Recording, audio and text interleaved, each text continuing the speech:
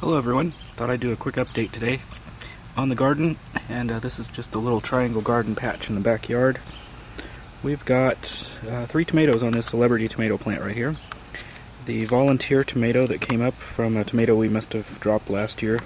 It's doing pretty well. It's about 9 or 10 inches tall now.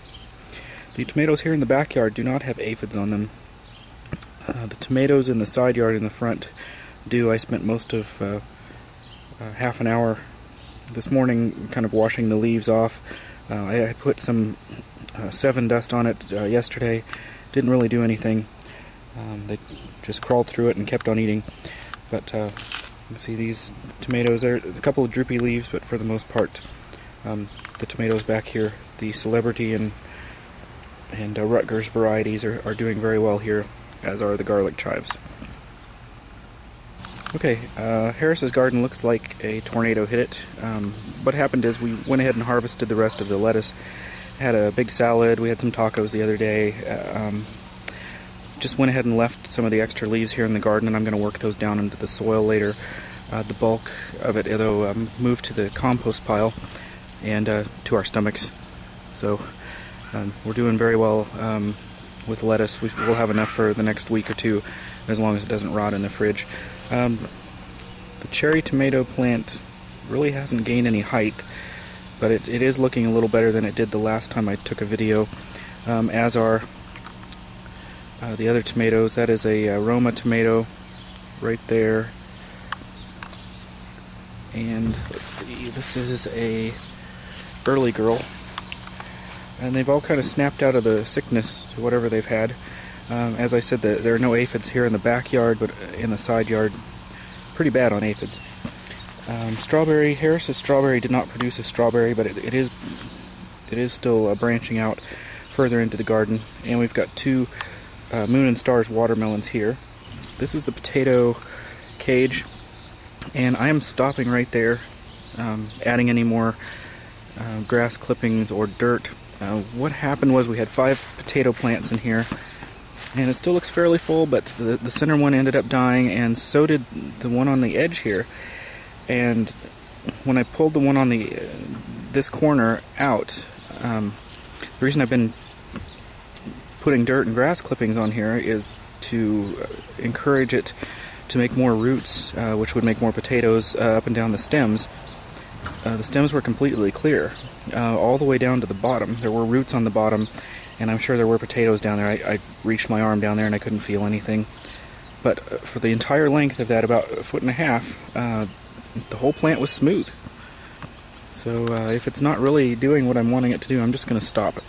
I do have some leaves sticking out of the sides here, some branches, but I figure that's going to feed the plants a little, so no big deal there. This is Maddie's garden. Her tomatoes have started to snap out of whatever problems they were having. So she's got some good tomatoes there. She's got peas that she needs to come out here and harvest. I've been taking a few of them for snacks. And her strawberries are fairly huge compared to the ones I have in the front yard. And she'll be harvesting those in a few days, providing that the bugs don't eat them. She does have a really red one down there, and it's kind of hard to see. But the bugs have chewed about half of it, unfortunately. My tomatoes here, my tomato back here is done very well now. Pepper plants are looking nice and healthy. We do have one cucumber that survived, and the habanero babies that are right there. Now remember, one time here recently I did a kind of a death zone on the garlic. Well, the second garlic that I planted that was just from the store, actually it was from China as well, it actually started to sprout here, and so the garlic and the onions doing great. I went ahead and pulled the garlic to see what it looked like. It was very small, but pretty powerful. And we've got some onions here that are probably between the size of a golf ball and a baseball. I picked one of those up the other day and it was good. We had it in a salad. Okay, and this is my last garden over here in the back. Carrots all along here. I need to thin them out a little bit, but Actually, baby carrots are fine. We've got watermelon, tiger melon, nice big watermelon plant here. Last time I said that the okra came up and just disappeared. We've got 3 more here that have just come up. They're a little slow, kind of delayed. Maybe they knew better than me on when they're needing to come up. Here's the popcorn. Clear up the other side. It's doing well. And then the sweet Inca rainbow corn. This one is a lot more advanced here than the rest. I'm hoping the others catch up so it has a way to pollinate. That would be ideal. Okay, we're looking at the corn on the other side of the house, but I found a frog, so I thought I would take a picture of that first. Okay, there's the sunflower that's supposed to get 12 foot tall, the mammoth sunflower. There's Maddie's cabbage. There are a few bean plants that I have, and a few corn plants all the way across. Some of the corn plants didn't do so well despite getting the same treatment as the others. I would say these corn plants are probably the same size as the ones for the most part in the raised bed, and a couple weeks separates the shorter ones from the taller ones. So we might have 2 separate harvests of corn. But this is just on the side of the house in the backyard. And now we'll go to the front yard. Alright, we're out in the front side yard, and this is another one of the mammoth sunflowers. It's doing a lot better than the one in the backyard, and I would say, just looking at it, it's about 3.5, 4 feet tall.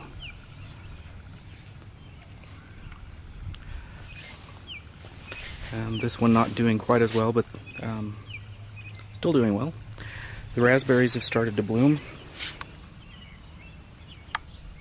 So we should be having raspberries soon. Still not a big enough crop to do anything with, but since the plant is spreading out all through this side of the garden, I think in a couple of years we probably will have enough to do things with. Like a nice raspberry pie or something like that, I don't know. There's the pomegranate. Still green, so it's still alive, that's good. Potatoes. I've stopped putting dirt on the potatoes, so they're on their own now until the plants start to die off. I do still water them. We haven't had much rain lately, but that's supposed to change today. And there's some mammoth basil, which is just starting to get bigger. Hey, here's a wildflower from last year. We just let them all go to seed. So some of the bigger ones that you see actually got an early start from the seeds that we threw out this spring. So they're looking really healthy. You see some of the leaves are white on this tomato, all the rest of the tomatoes. I've been dusting for aphids. Don't really have any tomatoes on here. Like I said earlier, I spent quite a bit of time this morning washing the leaves of aphids. There's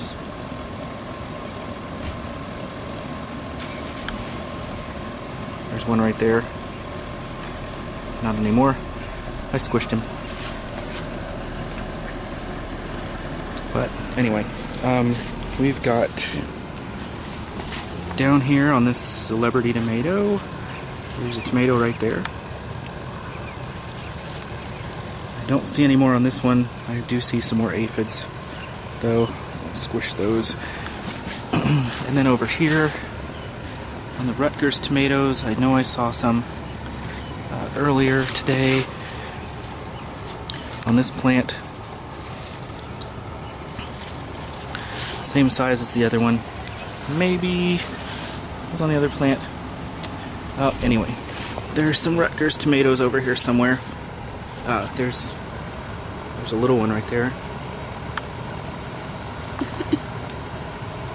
Little Rutgers tomato. So we've got tomatoes in the front yard and the backyard now, and I'm just waiting for these to grow up another 6 or 7 inches so I can put them on the next level of the string on the floor to weave.